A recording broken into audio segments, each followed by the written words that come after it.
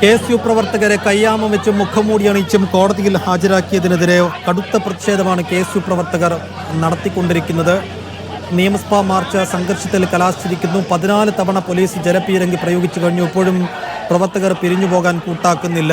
പ്രകോപനപരമായ മുദ്രാവാക്യം വിളികളും കല്ലേറും ഒക്കെയായി ഇപ്പോഴും പ്രവർത്തകർ ബാരിക്കേഡിന് മുന്നിൽ തുടരുന്ന കാഴ്ച കാണാൻ കഴിയുന്നു. പോലീസിന്റെ അടുത്ത നീക്കം എന്താണ് എന്നതാണ് ഏറ്റവും പ്രധാനപ്പെട്ട ആകാംക്ഷ.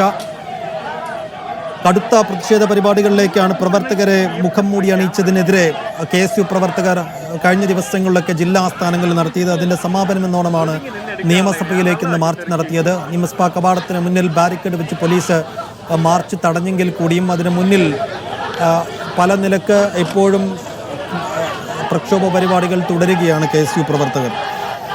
ഏറെക്കുറെ 1.5 മണിക്കൂർ പിന്നിടുന്നു മാർച്ച് തുടങ്ങിയിട്ട്. ഇപ്പോഴും പ്രവർത്തകർ പിന്മാറാൻ കൂട്ടാക്കുന്നില്ല എന്നതാണ് ചിത്രം. 15 തവണ ജലപീരങ്കി പ്രയോഗിച്ചു കഴിഞ്ഞു. ബാരിക്കേഡ് മറിച്ചിടാനും ബാരിക്കേഡിന് മുകളിലൂടെ മറികടന്ന് അപ്പുറത്തേക്ക് ഇറങ്ങാനുമൊക്കെയുള്ള പ്രവർത്തകരുടെ ശ്രമം കാണാം. പോലീസ് വലിയ സംയമനത്തോടെ വലിയ ക്ഷമയോടെയാണ് ഇതുവരെ ഈ മാർച്ചിനെ നേരിട്ടത്. ഇനി പോലീസിന്റെ നീക്കം എന്തായിരിക്കും എന്നുള്ളതാണ് കാത്തിരുന്നു കാണേണ്ടത്. സനൂപും സനിസയും വിവരങ്ങൾ നൽകിക്കൊണ്ടിരിക്കുന്നുണ്ട്. സനൂപ്, എന്തായിരിക്കും പ്രവർത്തകരുടെയും പോലീസിന്റെയും അടുത്ത നീക്കങ്ങൾ? ബാരിക്കേഡിന്റെ ഭാഗത്ത് നിന്ന് നേരെ MG റോഡിലേക്ക് കടക്കാനുള്ള, അവിടെ ഉപരോധിക്കാനുള്ള ഒരു ശ്രമമാണെന്ന് തോന്നുന്നു. സൈഫുദ്ദീൻ പ്രവർത്തകരെല്ലാം തന്നെ ഇപ്പോൾ റോഡിലേക്ക് പോകാൻ ശ്രമിച്ചുകൊണ്ടിരിക്കുകയാണ്. എല്ലാ പ്രവർത്തകരോടും പോലീസ് അലോഷ്യത്തെ റോഡിലേക്ക് പോകാനുള്ള ഒരു സന്ദേശം കൊടുത്തിട്ടുണ്ട്. നേരത്തെ ഈ പ്രവർത്തകർ, വനിതാ പ്രവർത്തകരടക്കം ബാരിക്കേഡ് മറികടക്കാനുള്ള ശ്രമവും നടത്തിയിരുന്നു. ഇപ്പോൾ എന്തായാലും ഈ പ്രവർത്തകരെല്ലാം തന്നെ MG റോഡ് ഉപരോധിക്കാനുള്ള ഒരു നീക്കം ആണെന്ന് നമുക്ക് തോന്നുന്നു. അവരിപ്പോൾ MG റോഡിലേക്ക് കടന്നിട്ടുണ്ട്. അവിടെ കുത്തിയിരുന്നുള്ള പ്രതിഷേധത്തിലേക്കായിരിക്കും ഒരുപക്ഷെ ഉദ്ദേശിക്കുന്നത്. വാഹനം തടഞ്ഞുകൊണ്ട് സമരം നടത്തുക, അത് തന്നെയാണ് ലക്ഷ്യം. അവരിപ്പോ MG റോഡ് കേന്ദ്രീകരിച്ചാണ് പ്രവർത്തകർ നിൽക്കുന്നത്.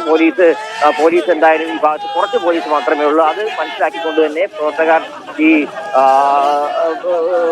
ഈ ബാരിക്കേഡ് കെട്ടിയ ഭാഗത്ത് നിന്ന് മാറി നേരെ MG റോഡിലേക്ക് എത്തിയിട്ടുണ്ട്. എന്തായാലും പോലീസ് ഇവർ ഉറപ്പായിട്ടും MG റോഡിലേക്ക് കടക്കും. ഈ സമരം, ഈ ബാരിക്കേഡൊന്നും മറിച്ചിടാൻ കഴിയാതെ വരുന്ന ഘട്ടത്തിൽ ഉറപ്പായിട്ട് MG റോഡിലേക്ക് കടക്കുമെന്ന് പോലീസ് നേരത്തെ തന്നെ അവർക്ക് ധാരണയുണ്ടായിരുന്നു. അതുകൊണ്ട് ഇതുവഴിയുള്ള വാഹന ഗതാഗതമൊക്കെ തന്നെ പോലീസ് നേരത്തെ തന്നെ മുൻകൂട്ടി അതൊക്കെ തന്നെ തടഞ്ഞിരുന്നു. അതുകൊണ്ട് പ്രവർത്തകർ ഇപ്പോൾ ആ ശ്രമം ഉപേക്ഷിച്ചിട്ടുണ്ട്. അതായത് ഈ റോഡ് ഉപരോധിക്കാൻ ശ്രമം ഉപേക്ഷിച്ചിട്ടുണ്ട്. പകരം ഇപ്പോൾ റോഡിലൂടെ നടന്നുകൊണ്ടിരിക്കുകയാണ് പ്രവർത്തകർ.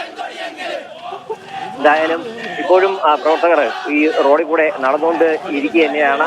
പ്രവർത്തകർ ആരും തന്നെ പിരിഞ്ഞു പോകാൻ കൂട്ടാക്കാതെ അവരുടെ ആ ഒരു ശ്രമം, അവർ ഉദ്ദേശിച്ചതുപോലെ റോഡ് ഉപരോധിക്കാനുള്ള ശ്രമം, അത് എന്തായാലും പരാജയപ്പെട്ടു. കാരണം പോലീസ് അത് മുൻകൂട്ടി കണ്ടുകൊണ്ട് തന്നെ ഈ ഭാഗത്തേക്കുള്ള വാഹനം ഗതാഗതം നിരോധിച്ചത് കൊണ്ട് തന്നെ പ്രവർത്തകർ ഇപ്പോൾ ഈ ഭാഗത്തു നിന്ന് മാറി നേരെ പാളയം ഭാഗത്തേക്ക് നീങ്ങിക്കൊണ്ടിരിക്കുകയാണ്. ഒരുപക്ഷെ അതുവഴി പോകുന്ന വാഹനങ്ങൾ അവിടെ വെച്ച് തടഞ്ഞുകൊണ്ട് റോഡ് ഉപരോധിക്കാൻ തന്നെയായിരിക്കും ഒരുപക്ഷെ അവരുടെ ഒരു നീക്കം എന്നാണ് മനസ്സിലാക്കാൻ സാധിക്കുന്നത്. അതോ ഇനിയിപ്പോൾ ഈ പറയുന്ന പോലെ സമരം അവസാനിപ്പിച്ചിട്ട് പോവുകയാണെന്നുള്ള കാര്യം എന്തായാലും നമുക്ക് ഇപ്പോൾ ഇവിടെ കാണുന്ന രീതിയിൽ അവരെന്താണ് ചെയ്യാൻ പോകുന്നതെന്ന് മുൻകൂട്ടി പറയാൻ കഴിയാത്തൊരു സ്ഥിതിയാണ്. എന്തും ചെയ്യുന്ന തരത്തിലേക്കാണ് KSU പ്രവർത്തകർ ഇന്ന് വന്നത്.